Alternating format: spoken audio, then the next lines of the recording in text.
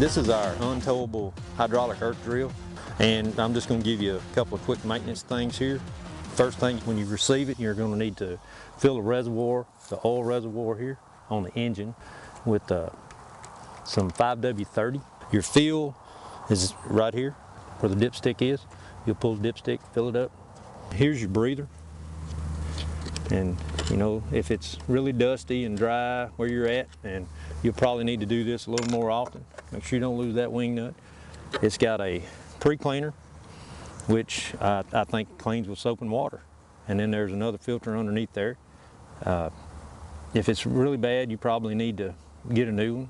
Okay, this is the hydraulic reservoir. It's here. It's almost 3 gallons of fluid. It's not quite 3. It has a external filter. There's disconnects here, and the beauty of these disconnects are you can run something else on there. But anyway, it's pretty simple. You have a male and female. It goes male and female. They're just push in, and then I recommend just a little quarter turn. The hydraulic fill is here.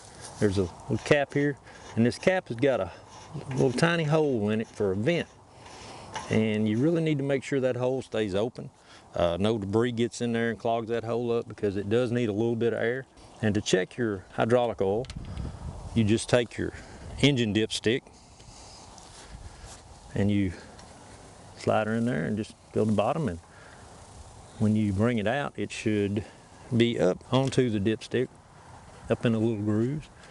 And place both of these back. Make sure they're both clean when you put them back on.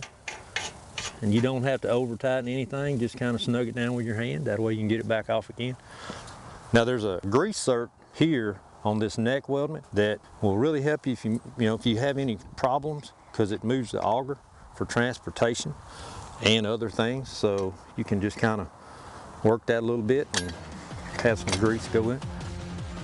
Thank you.